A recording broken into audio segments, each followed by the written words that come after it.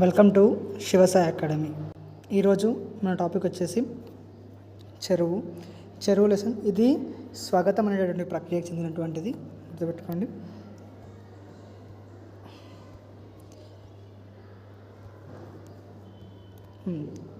స్వాగతం అంటే ఎవరికి వాళ్ళు తమకు సంబంధించినటువంటి విషయాల్లో తాము అనుకోవడము, ఎటు వాళ్ళకి ప్రశ్న చెప్పడాన్ని మనము స్వాగతంగా చెప్పుకుంటాం. ఇది ఉత్తమ పురుష కథనంలో ఉంటుంది. అంటే మన గురించి మనం చెప్పుకోవడాన్ని ఉత్తమ పురుష కథనం అని చెప్పి చెప్తూ ఉంటాం. కథనాలు 3 రకాలు ఉంటాయి. దాంట్లో ప్రథమ పురుష, ఉత్తమ పురుష, మధ్యమ పురుష అని చెప్పి, ఇది ముఖ్యంగా స్వాగతమైనటువంటిది లేదా ఆత్మకథ అనేటటువంటిది ఉత్తమ పురుష కథనానికి చెందినటువంటిదిగా మనము చెప్పుకోవచ్చు. పాఠ్యాంశంలోకి వెళ్తే మనకు ఇక్కడ అంగలు అంటే అడుగులు అని అర్థం అన్నమాట. అదేవిధంగా కల్పతరువు అంటే కల్ప వృక్షం అని అర్థం. అడిగినవన్నీ కూడా ఇచ్చినటువంటి వృక్షాన్ని మనము కల్పతరువు లేదా కల్పవృక్షంగా చెప్పుకుంటూ ఉంటాం. ఆధారం, దీనికి వికృతి పదం ఆదెరువు. అదేవిధంగా ఇక్కడ గమనించండి, ఆబాల వృద్ధులను ఇచ్చాడు. యాక్చువల్గా ఆబాల గోపాలం అంటాం. ఇక్కడ ఆబాల వృద్ధులు అంటే చిన్న నుంచి పెద్ద వరకు అని చెప్పేసి అర్థంలో మనం దాన్ని ఉపయోగిస్తూ ఉంటాం. తర్వాత నాకు ముగ్గు పోయాలి అంటే స్టార్ట్ చేయాలి, శ్రీకారం చుట్టాలి అని చెప్పేసి అర్థం అన్నమాట. తర్వాత నిలువ నీడకై తరువు, నిలువ నీటికై చెరువు. ఇది సామెత అండి, ఇది గుర్తుపెట్టుకోండి. సామెత ఇది. ఇలా కూడా అడుగుతున్నాడు. కింది వాటిలో సామెతను గుర్తించండి అని అడుగుతున్నాడు. జాతీయాలు ఇస్తున్నాడు, సామెతలు ఇస్తున్నాడు దాంట్లో, అది గుర్తుపెట్టుకోండి. తర్వాత శ్రీరామ రక్ష అనేది జాతీయం అండి. అంటే రక్షించడం, రక్షణగా ఉండడము అని చెప్పేసి. నేనుంటే వండిన కొండున్నట్లే, ఇది కూడా జాతీయం అండి. మనకి అన్నీ ఉండడాన్ని, నిండుగా ఉండడాన్ని వండిన కొండున్నట్లేగా మనము చెప్తూ ఉంటాం. అదేవిధంగా తర్వాత చూస్తే పరోపకారమిదం శరీరం అనేటువంటి సూక్తి ఉంది. ఇక్కడ దాన్ని గమనించాలి. ఆ తర్వాత ఆయుర్వేదులకు ఎరుక అంటే తెలుసు అనే అర్థంలో మనం ఉపయోగిస్తాం. ఇక్కడ బతుకమ్మని ఏ పూలతో చేస్తారు? తంగేడు, గునుగు, గుమ్మడి పూలతోని వీటిని చేస్తారు, అది గుర్తుపెట్టుకోండి. అదేవిధంగా ఈ పూల వల్ల నీటి కాలుష్యం దూరం అవుతుంది. తర్వాత కట్టమైసమ్మ, అలుగు దగ్గర అంటే చెరువు దగ్గర చేసేటువంటి పూజని కట్టమైసమ్మ పూజగా మనం చెప్తూ ఉంటాం. ఇక్కడ చేసేటటువంటి పండుగని విరాట పర్వం, వానలు పడకపోతే చేసేటటువంటి పండుగ, కట్ట మీద చేసేటువంటి పండుగ విరాట పర్వంగా మనము చెప్పుకుంటాం. ఆ తర్వాత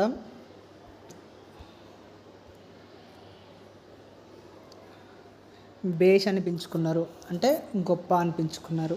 ఇబ్బడి ముబ్బడి చేస్తారు అంటే మనసుని ఆగం చేసేస్తారు అని చెప్పేసి అర్థం కింద వాడుతూ ఉంటాం. ఇబ్బంది చేసేస్తూ ఉంటారు అని చెప్పేసి. తర్వాత బోకె పెంకలు అంటే మనకి ఇంటి పైకప్పులు ఉండేవి కదా, పెంకుటిల్లి ఉంటాయి కదా, వాటిని బోకె పెంకలుగా చెప్తూ ఉంటాం. తర్వాత అతి సర్వర్త వర్జేత్, అతి ఎప్పుడు పనికి రాదు అనేటువంటిది. చెవినిల్లు కట్టుకొని, ఇది జాతీయం అండి. చెవినిల్లు కట్టుకొని అంటే చెప్పిందే మళ్ళీ చెప్తూ ఉండడం. అలుగు పారినప్పుడు అంటే ఆ అలుగు దుంకేదనంటే ఒక అడ్డుగా ఉంటుంది అనమాట. అలుగు పారి ముందుకెళ్తాయి అన్నమాట వాటర్. ఆ అలుగు మీద ఆడుకుంటూ ఉంటారు, అది కొద్దిగా జారుతూ ఉంటుంది అన్నమాట. ఆ తర్వాత రామసక్కని అంటే చక్కగా ఉండడము అని చెప్పేసి అర్థం. ఆ తర్వాత తామర పువ్వులు, సిగ అంటే నెత్తిలో జడలో పెట్టుకున్నట్లు అని చెప్పేసి అర్థం అన్నమాట. తర్వాత విశేషమైనటువంటి అభివృద్ధిని తామర తంపరగా చెప్తారు. తామర తంపర అనేటటువంటి జాతీయము. ఆ జాతీయాన్ని ఎక్కువగా అభివృద్ధి అంటే ఒక దగ్గర తామరలు అయ్యాయి అనుకోండి, అవి చాలా ఎక్కువగా అవుతాయి ఒకటేసారి, మొత్తం చెరువు అంతా కూడా నిండిపోయే విధంగా అవుతాయి అన్నమాట. అందుకే వాటిని అట్లా ఉపయోగిస్తూ ఉంటాం. నీటి కొలది తామర, ఇది సామెత. నీటి కొలది అంటే ఎన్ని నీళ్ళు ఉంటే అన్ని తామరలు అవుతాయి. నీళ్ళు లేనప్పుడు తామరలు కాలేవు కదా, అక్కడ ఇట్లా ఉపయోగిస్తామన్నమాట. తర్వాత ఇక్కడ ఒక పద్యం కూడా ఇచ్చాడు.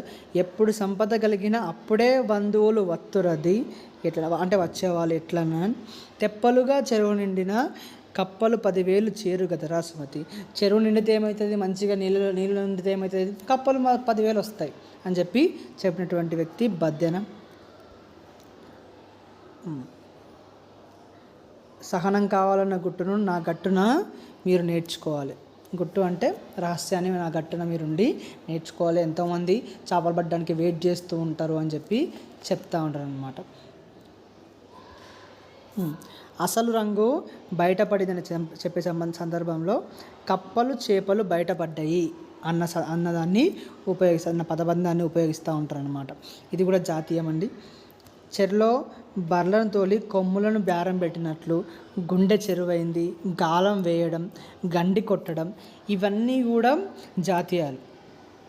గుండె చెరువైందంటే ఎక్కువగా బాధపడడం, చెరులో బర్లను తోమి కొమ్ములకు బేరం పెట్టినట్లు మోసం చేసేటటువంటి తత్వం, గాలం వేయడం. ఈ గాలం వేయడం అంటే ఎవరినో ఒకరిని లోపరుచుకోవడము, గండి కొట్టడము, ఇవన్నీ కూడా ఈ చెరువు నుంచే ఉద్భవించినటువంటివి. కలిసి ఉంటే కలదు సుఖం, ఇది సామెత. పల్లె ఊరు, అదేవిధంగా పట్నం నగరం.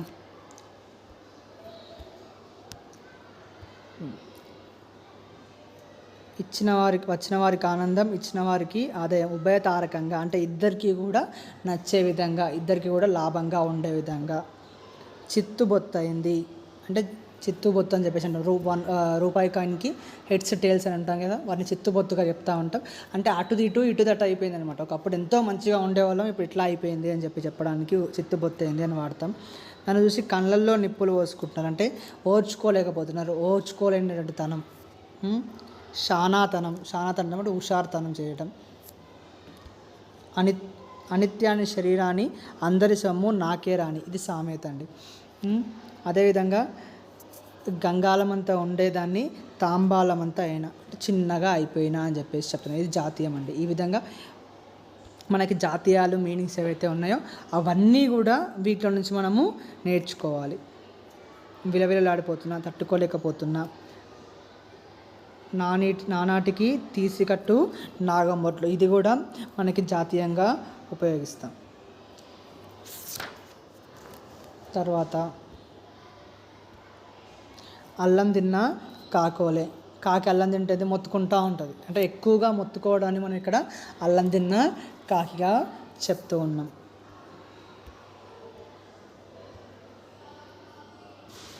నాగరికత వెర్రితలలు వేయకూడదు. అంటే నాగరికత అనేది పిచ్చి పిచ్చి తప్పులు చేయకూడదు. నాపై కన్నెర్ర చేస్తారు ఎందుకు, కోప్పడతారు ఎందుకు, చేసే లోపాలు చెప్తే కోపాలు, సామెత అండి ఇది. చేతులు కాలినాక ఆకులు పట్టుకుంటే ఏం లాభం, ఇది కూడా సామెత. చెరువును పొమ్మనడం అంటే కర్రును రమ్మడమే, ఇది కూడా సామెత అండి. మౌన సాక్షిని, ఇది జాతీయం. అదేవిధంగా మనకి కాకతీయులు నిర్మించినటువంటి చెరువులు రామప్ప చెరువు, పాకాల చెరువు, లక్నవరం చెరువు ఇప్పటికీ కూడా ఇది చెక్కు చెదరలేదు. మంతని అనే ప్లేస్లో శిల సముద్రం అనే చెరువు ఉన్నది. వనపర్తి రాజులు 7 సముద్రాలు 7 సముద్రాలు అని చెప్పి పేర్లు పెట్టుకున్నారు చెరువులకి. పెద్ద చెరువులను సముద్రంగా పిలిచేటటువంటి సాంప్రదాయం తెలంగాణలో ఒకప్పుడు ఉండేది.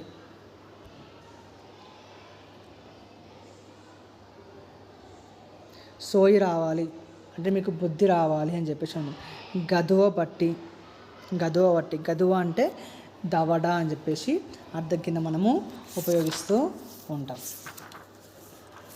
ఆ తర్వాత మనకి ఇక్కడ జాతీయము సామెత. యాక్చువల్గా ఇక్కడ మిషన్ కాకతీయ అనేటువంటిది మెన్షన్ చేశాడు. పూర్వ వైభవం తీసుకొచ్చిన పని మిషన్ కాకతీయ, చెరువులని పునరుద్ధరించేటువంటి పని తెలంగాణ గవర్నమెంట్ చేసినటువంటి పని. జాతీయము సామెత అంటే ఏంటనేది ఇచ్చాడు. భాషలోని కొన్ని పదాలు కలిసి ఒక విశేష అర్థాన్ని ఇస్తే దాన్ని జాతీయంగా చెప్తాం. సామెత నుండి సామెత పుట్టింది అంటే అనుభవం వల్ల, అంటే వాడుతూ అనుభవం వల్ల సామెత అనేది పుట్టింది అని చెప్పి చెప్పుకోవచ్చు.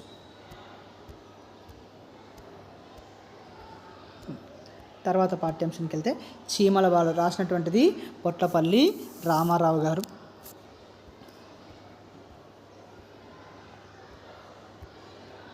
ఈ పాఠ్యభాగంలో ఇది గేయకైతకి సంబంధించినటువంటి పాఠ్యాంశం. గేయం అంటే గానం చేయడానికి వీలుగా ఉండేటువంటిది. ఈ కవితను పొట్లపల్లి రామారావు రచించిన ఆత్మవేదన కవితా సంపుటిలో నుంచి ఇది తీసుకోబడింది. ఇది మొన్న వచ్చినటువంటి డిఎస్సిలో కూడా అడిగాడండి. ఏమని అడిగాడంటే 4 ఈయన రచనలు ఇచ్చాడు. ఈయన రచనలు ఇచ్చి దీంట్లోనే ఆయన కవితా సంపుటిని అడిగాడు. కథల సంపుటిని అడిగాడు. కాబట్టి మనం గుర్తుపెట్టుకోవాల్సింది ఏంటంటే అది కవితా సంపుట, కథా సంపుట లేదా కథా సంకలనమా అనేటువంటిది మనము గుర్తుంచుకోవాల్సింది. పొట్లపల్లి రామారావు వరంగల్ అర్బన్ జిల్లా ధర్మసాగరం మండలం తాటికాయల గ్రామంలో జన్మించాడు. ఆత్మవేదన, మెరుపులు, చుక్కలు మొదలైన కవితా సంపుటాలు, ఆత్మవేదన, మెరుపులు, చుక్కలు అనేటివి ఈయన యొక్క కవితా సంపుటాలు. మహత్కాంక్ష, జీవితం అనేటువంటిది ఖండికలు. పగ అంటే 3 రచనలు చేశాడు. జైలు అనేటువంటి కథల సంపుటి బాగా ప్రసిద్ధి చెందింది. జైలు అనేటువంటిది ఈయన యొక్క కథల సంపుటి. ఇవన్నీ రచనలు ఆయనే ఇస్తాడండి. ఆయనే ఇచ్చి దీంట్లో కథల సంపుటి కానీ కవితల సంపుటి కానీ అడుగుతాడు. ఈయన రచన వాడుక భాషలో సరళమైన శబ్దాలతో సుందరమైన శైలిలో జరిగింది. ఈయన యొక్క కాలం 1917 నుంచి 2001 వరకు ఈయన యొక్క కాలంగా మనము చెప్పుకుందాం. తర్వాత విలక్షణమైన అంటే ఏమంటాం మనం, వైవిధ్యమైనటువంటివి అని చెప్పేసి అర్థం. నిశితంగా అంటే క్లియర్గా అబ్జర్వ్ చేస్తూ ఉండాలి అని. తర్వాత మనం గేయంలోకి వెళ్తే సీమ, ఇక్కడ సీమ అంటే ప్రాంతము అని చెప్పేసి అర్థం కింద ఉపయోగిస్తూ ఉంటాం. అదేవిధంగా మీరేగెదరా, మీరు ప్లస్ ఏగెదరు అన్న మీనింగ్ సంధి విడదీస్తుంది. ఇక్కడ బారుగట్టి, బారు అంటే వరుస, సమూహము అంటే గుంపు, ఇక్కడ కయ్యానిక అంటే గొడవక, బియ్యానిక అంటే బంధుత్వం ఏర్పరచుకోవడానిక అని చెప్పేసి అర్థం. అదేవిధంగా ఇక్కడ ఓర్మితో అంటే ఓపికతో, ఇంగితజ్ఞులు అంటే ఇతరుల అభిప్రాయాల్ని గౌరవించేటటువంటి వాళ్ళు, తెలుసుకునేటటువంటి వాళ్ళు అని చెప్పేసి అర్థం కింద మనం ఇక్కడ ఉపయోగిస్తాం. అదేవిధంగా ఇక్కడ చూసుకోండి, నేత అంటే నాయకుడు, పోకడ అంటే తీరు, ఏ విధంగా ఉన్నారు. అదేవిధంగా ప్రాలుమాలి అంటే సోమరితనం అన్న అర్థంలో మనం ఉపయోగిస్తూ ఉంటాం. ఆ తర్వాత మడిమాన్యము అంటే పంట భూమి, పంట పండించేటువంటి భూమి. కల్లముకొక బింజ, కల్లము అంటే ధాన్యం కుప్పల్ని కొట్టే చోటు ఉంటుంది కదా, దాన్ని మనము కల్లముగా చెప్తాం. కొల్లలు అంటే ఎక్కువ అని అర్థం. తర్వాత కడుదుర్గము అంటే వెళ్ళరానటువంటి ప్రదేశము. బ్రతుకు బాట అంటే దారి. తర్వాత వచ్చేసి వివేకము అంటే తెలివి. లేములు అంటే దారిద్ర్యం అంటే లేనితనము అని అర్థం అన్నమాట. విద్య ప్రకృతి వ్యక్తులు అడుగుతాడు. తుదకు అంటే చివరికి. కోటికే అంటే తిండికే. ఆ తర్వాత గనులు గొప్పవారు. ఇది పాఠ్యాంశంలో ఉన్నటువంటి ముఖ్యమైనటువంటివి. ఆ తర్వాత మనకి బాలనాగమ్మ పాఠ్యాంశం ఉంది. బాలనాగ పాఠ్యాంశంలో మనకి ఏవైతే అవసరమైనటువంటి ఇంపార్టెంట్ ఏదైతే ఉన్నాయో అవి చూద్దాం ఒకసారి మనం.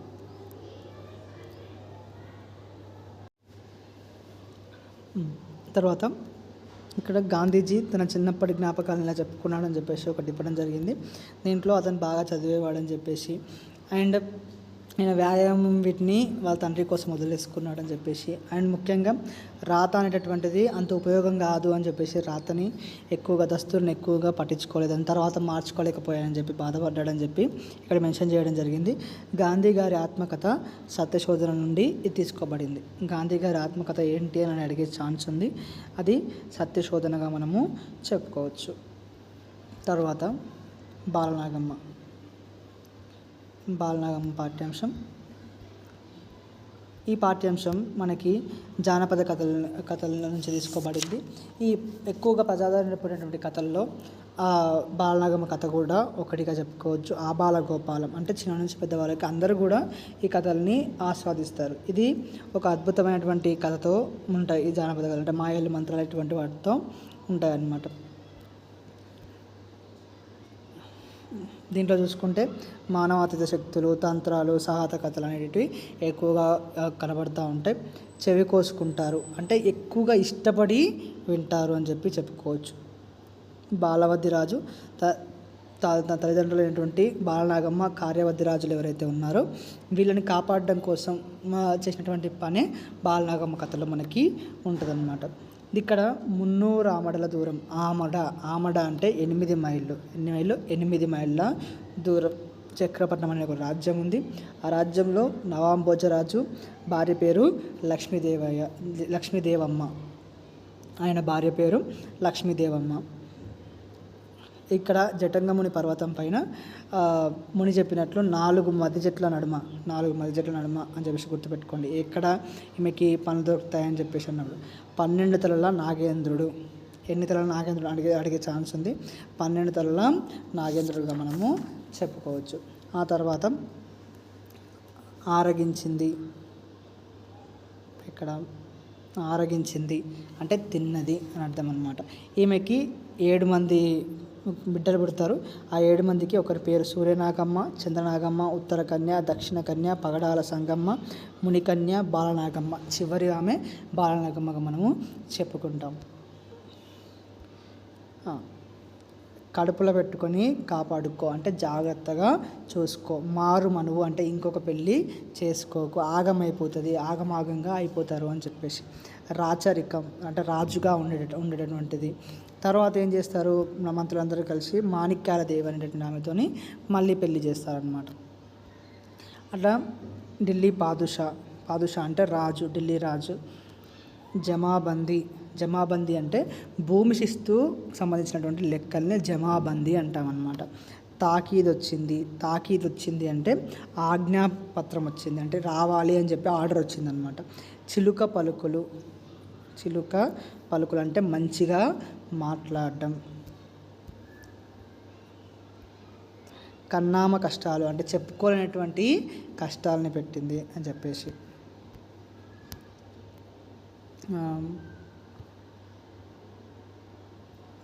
మరుగుమందు అంటే అవతల వ్యక్తి మనం చెప్పినట్టు వినేటటువంటి దాన్ని మరుగుమందు పెడితే మారతారని చెప్పి చెప్తూ ఉంటారు అనమాట. ఇక్కడ పానుగంటి రాజు వద్దిరాజు అంటే వీళ్ళ మామ. అరుసుకున్నాడు అంటే తెలుసుకున్నాడు అని చెప్పేసి అర్థంగా కింద వాడుతూ ఉంటాం. ఈయనకున్నటువంటి కొడుకులతో వివాహం చేస్తాడు. సూర్యవద్దిరాజుకు సూర్యనాగమ్మ, చంద్రవద్దిరాజుకు చంద్రనాగమ్మ, శరభవద్దిరాజుకు ఉత్తర కన్య, పాపవద్దిరాజుకు దక్షిణ కన్య, కామవద్దిరాజుకు పడగాల సంగమ్మ, రామవద్దిరాజుకు మునికన్య, కార్యవద్దిరాజుకు బాలనాగమ్మ. వీళ్ళందరికీ కూడా వివాహం అనేటటువంటిది జరిపిస్తాడు.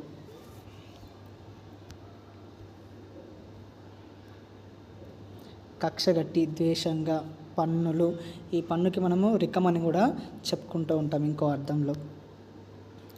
కాలం చేసిండు అంటే చనిపోయిండు. తర్వాత జరూర్ అంటే తప్పకుండా రావాల్సినటువంటి పనిని జరూర్గా చెప్తూ ఉంటాం. గాండ్ల సంగమ్మ అనే ఆమెతోని వివాహం చేసుకొని పక్కీరు ఉంటాడనమాట. అంజనం వేయడం అంటే మామూలుగా అంజనం అంటే కాటుక. అంజనం వేయడం అంటే ఎక్కడో ఉన్నటువంటి వస్తువుల్ని కానీ మనుషుల్ని కానీ ఇక్కడనే చూపించడం. అపురూపంగా అంటే చాలా జాగ్రత్తగా చూసుకోవడం.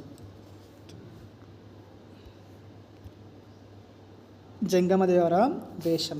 జంగమదేవుడు అంటే అడుక్కోవడానికి వస్తూ ఉంటారు కదా జంగములు అని చెప్పి వాళ్ళలాగా అన్నమాట.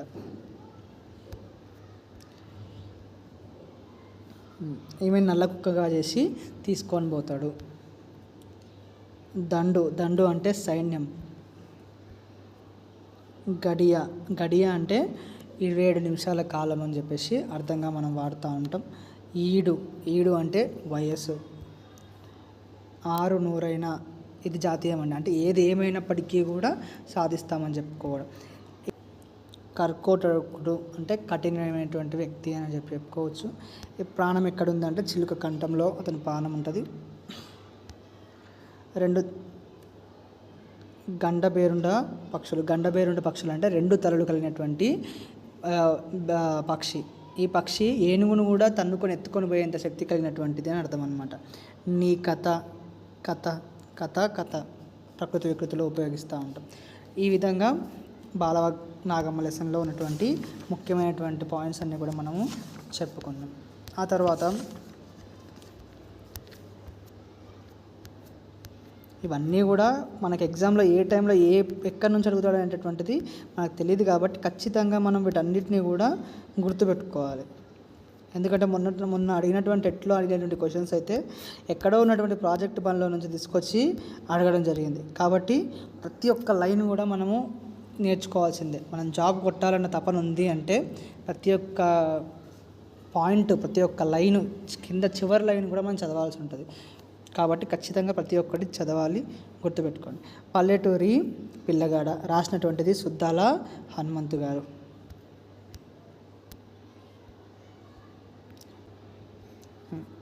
అర్ధాకలి అంటే సగం ఆకలితో ఉండడం. బాలకార్మిక వ్యవస్థ అంటే చిన్నపిల్లలు పనిచేయడం అనేటటువంటి దాన్ని బాలకార్మిక వ్యవస్థగా మనము చెప్పుకుంటాం. ఈ పాట అనేటటువంటి ప్రక్రియ చెందినటువంటిది. దీంట్లో పల్లవి, కొన్ని చరణాలు అనేటటువంటి లయాత్మకంగా అంటే మ్యూజిక్కి తగ్గట్టుగా అనువుగా పాడుకుంటూ ఉంటాం.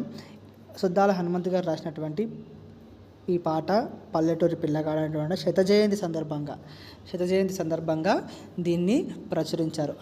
పల్లెటూరి పిల్లగాడ అనే పాటల సంకలనంలో నుంచి ఇది తీసుకోబడినటువంటి పాట. ఈయన కవి పరిచయం చూడండి. యాదాద్రి భువనగిరి జిల్లా పాలడుగు గ్రామంలో జన్మించినటువంటి సుద్దాల హనుమంతు 2వ ఫారం వరకు చదువుకున్నాడు.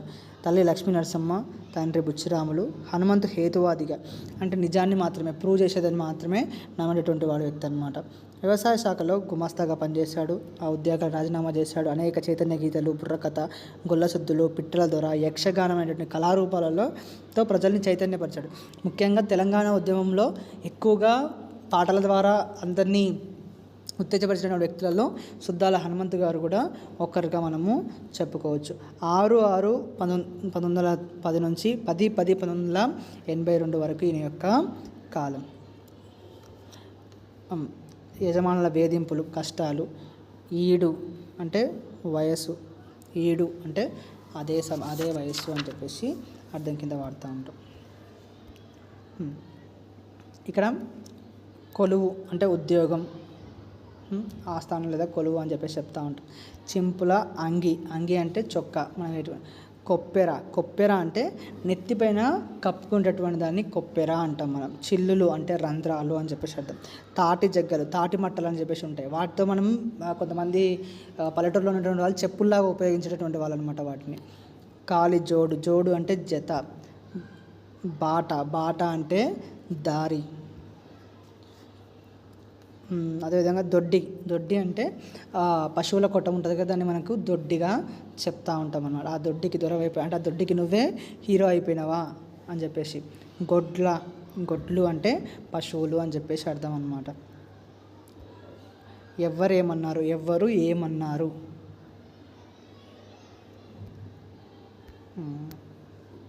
పెందలాడ అంటే పొద్దున్నే. సర్దికోడు, రాత్రి అన్నానే మనం సర్దికోడుగా చెప్తూ ఉంటాం. అడలుచున్నావా అంటే ఏడుస్తున్నావా అని అర్థం. ఆకుతేళ్ళు అంటే ఆకు పురుగులు ఉంటాయి కదా, వాటిని ఆకుతేలుగా చెప్తూ ఉంటాం అన్నమాట. పాలికాపు అంటే పంట కాపరి అని అర్థం. కుంచం అంటే 4 మాణికలు అంటే 4 సోలలు.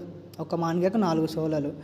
7.5 కిలోలు. మొత్తం కొంచెంకి 7.5 కిలోల వరకు సుమారుగా చెప్తూ ఉంటామండి. దీన్ని మనం 7.5 కిలోలుగా చెప్పుకుంటాం. వరిపిడి అంటే వరి పొట్టు. కల్తీగాసం అంటే కల్తీ వడ్లు అంటే సరిగ్గా లేనటువంటి వడ్లు ఏవైతే ఉన్నాయో వాటిని. సేరు అంటే 250 గ్రాములు, 24 తులాలుగా మనము చెప్పుకుంటూ ఉంటాం. దుఃఖం, బాధ.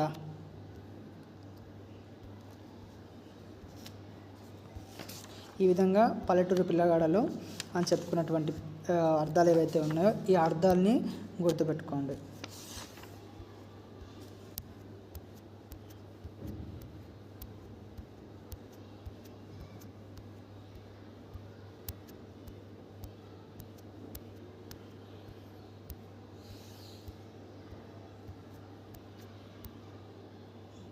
తర్వాత కాపాడుకుందాం అనేటువంటి పాఠ్యాంశం మనకి సంభాషణకు సంబంధించినటువంటి పాఠ్యాంశం ఇది.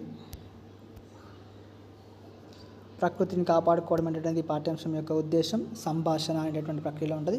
2 లేక అంతకంటే ఎక్కువ మంది వ్యక్తుల మధ్య జరిగే మాటల కొనసాగింపును మనం సంభాషణగా చెప్తూ ఉంటాం. సంభాషణలు మన కళ్ళ ముందు మాట్లాడినట్టుగా మనకు ఉంటాయి అన్నమాట. అశ్రద్ధ అంటే శ్రద్ధ చూపించకపోవడం. అవస్థలు, అవస్థలు అంటే ఇబ్బందులు పడడం. జల్దీ, తొందరగా. ఉరుకుతున్నది అంటే పరిగెత్తడం.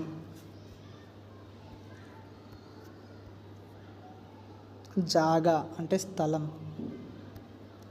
దోస్తు, స్నేహితుడు, మిత్రుడు. దాఖలాలు అంటే ఆనవాళ్ళు లేదా గుర్తులుగా చెప్పుకుంటూ ఉంటాం.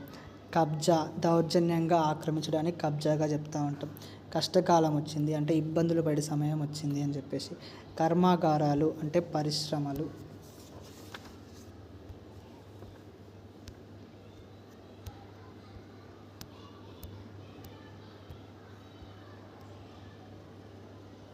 సంబురం, సంతోషం, మజా అన్న కూడా అదే మీనింగ్లో ఉంటుందండి. పోరగాన్లు అంటే పిల్లలు.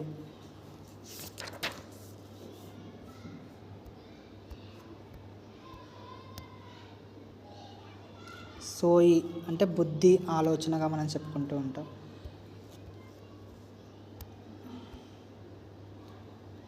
సెగలు, సెగలు అంటే ఎక్కువగా బగబగల్ని సెగలుగా మనం చెప్పుకుంటూ ఉంటాం. ఇవి మనకున్నటువంటి పాఠ్యాంశంలోకి వెళ్ళి తీసుకోబడినటువంటి వీటిని ఎక్కువగా మనం చదువుకుంటే చూసుకుంటే ఉపయోగపడుతుంది. ఎందుకంటే మనం పాఠ్యాంశం మొత్తం చదవాలంటే కొద్దిగా టైం సరిపోదు. మా వీడియో చూస్తే కనుక మీకు ఖచ్చితంగా వాటిలో ఉన్నటువంటి ఇంపార్టెంట్ పాయింట్స్ అన్నీ కూడా కనబడుతూ ఉంటాయి. ఇట్లాంటి ఇంకా వీడియోస్ కావాలి అంటే మా ఛానల్ని సబ్స్క్రైబ్ చేయండి. Thank you.